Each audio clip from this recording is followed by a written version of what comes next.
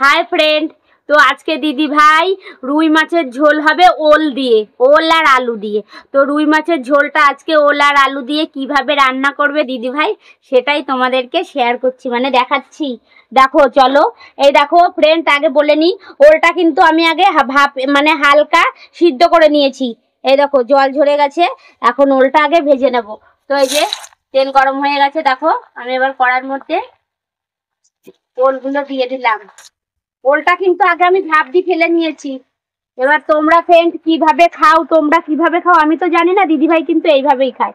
আগে ওলটাকে ভাপিয়ে নিয়েছে, তারপরে এখন এই যে ভালো করে ভেজে তুলে রাখবে, তারপরে আলুটা ভাজবো। ভেজে কিভাবে কি কি মশলা দেবো পরে বলবো, ঠিক আছে? আগে ওলটা ভেজে নিই, তাহলে চলো।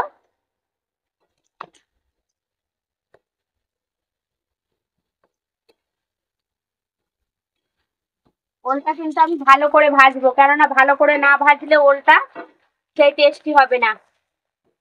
একটু লবণ হলুদ দিয়ে দেবো, দাঁড়াও দেখো।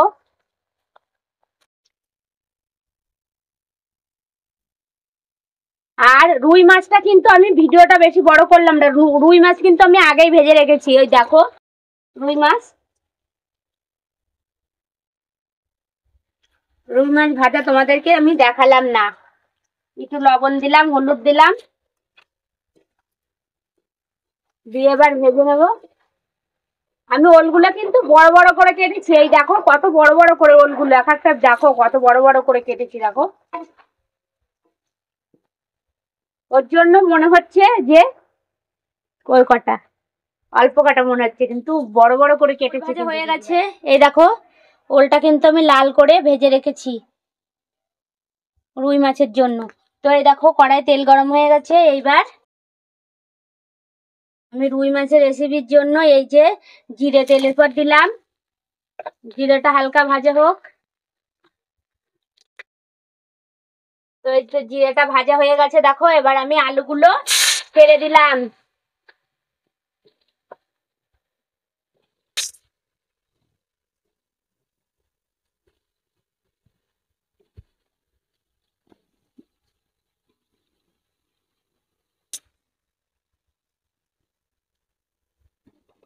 একটু হালকা করে হলুদ দিয়ে দেবো, হালকা করে হলুদ দিয়ে দিলাম, হালকা দিলাম কিন্তু আমি বেশি দিলাম না। হালকা লবণ দিলাম,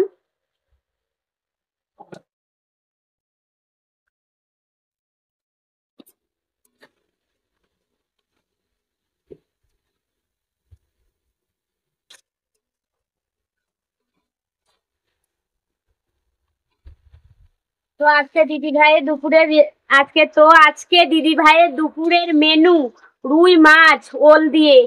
আর এই দেখো পটল ভাজা, বলবে না আবার যে অল্প, শুধুমাত্র দিদি ভাইয়ের জন্য পটল ভাজা।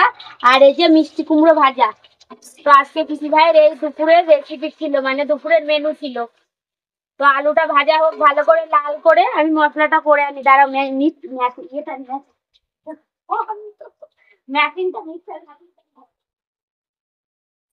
এই যে এর মধ্যে করে মশলাটা আমি বাটবো। তাই দেখো জিরেটা বেটে রেখেছি আগে, নোড়ায় দেখো জিরেটা বেটে রেখেছি। এবার রুই মাছের জন্য আমি জিরে বাটা, এই দেখো জিরে বাটা, জিরেটাকে বেটে রেখেছি। আর এই যে আদাটা থেতো করে নিয়েছি কিন্তু আমি। তো মশলাটা তুলে নি, দাঁড়াও। শুধুমাত্র দিদিভাই কিন্তু জিরেটা নোড়ায় বেটে নেয়।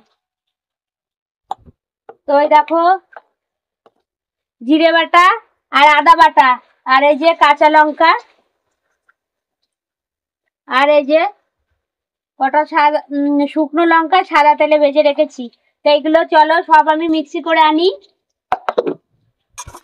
তো এই দেখো আলু ভাজা হয়ে গেছে, এবার কিন্তু ওর মধ্যে আমি এই যে ভেজে রাখা ওলগুলো ছেড়ে দিলাম। আর একটু ভালো করে ভাজবো, তারপরে মশলাটা আমি দেবো। তো আমার ভালো করে ভেজে নেবো, তারপরে মশলাটা দেবো। চলো মশলাটা করে আনি। তো এই দেখো আমার আলুগুলো কিন্তু ভালো করে লাল করে ভাজা হয়ে গেছে, সঙ্গে ওলও কিন্তু ভাজা হয়ে গেছে। তো এবার এই দেখো মশলাটা করে এনেছি আমি, মশলাটা পুরো রেডি। ওল আর আলু ভাজাও কিন্তু আমার ভালো করে হয়ে গেছে ভাজা, ওল আলু।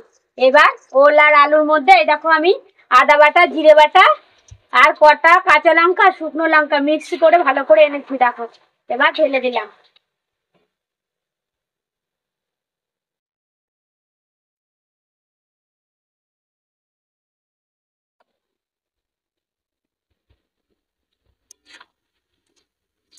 ওল আর আলু ভালো করে কষিয়ে নেব। পাশের উনুনে দেখো জল গরম হচ্ছে। ওল আর আলু আমার ভালো করে কষানো হোক। এই দেখো আমার ওল আর আলু মশলাগুলো ভালো করে দেখো কষানো হয়ে গেছে। গায়ের থেকে কিন্তু এই দেখো তেল ঝরছে, দেখো গায়ের থেকে। এই দেখো গায়ের থেকে তেল ঝরে গেছে, মানে আমার মশলাটা পুরো কষানো হয়ে গেছে। তো এবার জল ঢেলে দেবো। এই দেখো পাশের উনুনে জল গরম হলো, আজকে কিন্তু জলটা ফুটেছে বেশি টকবক করে। তো দেখো গরম জলটা আমি ঢেলে দিলাম।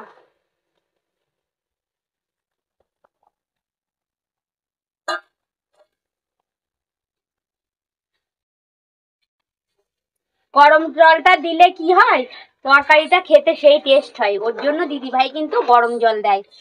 এবার হলুদ দিয়ে দেবো পরিমাণ মতন।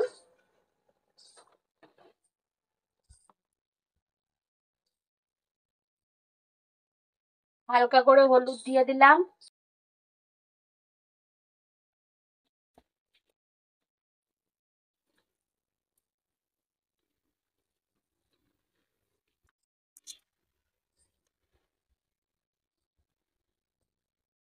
লবণ দিয়ে দিলাম।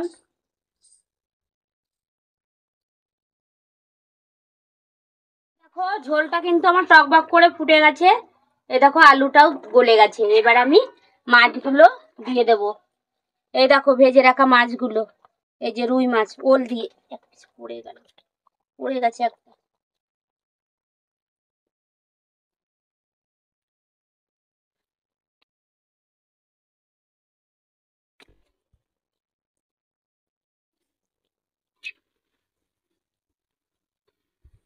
তো এই যে একটু ফুটে গেলেই কিন্তু এবার মাছ দিয়েছি, খানিকক্ষণ ফুটে গেলেই আমার কিন্তু এই রান্নাটা মানে ওল আর আলু দিয়ে রান্নাটা কমপ্লিট হয়ে গেছে। তো ফ্রেন্ড, তোমাদের এই রেসিপিটা কেমন লাগলো দিদিভাইকে কিন্তু অবশ্যই কমেন্ট করে জানিও। আর বলছি দিদিভাই কিন্তু সেই মানে বাড়িতে যেমন রান্না করে সেইভাবেই আর কি তোমাদেরকে তুলে দেখাচ্ছে আর কি। এটাই তোমাদেরকে দেখালাম। যদি তোমাদের ভালো লাগে অবশ্যই একটা লাইক, কমেন্ট ও শেয়ার করে দিও।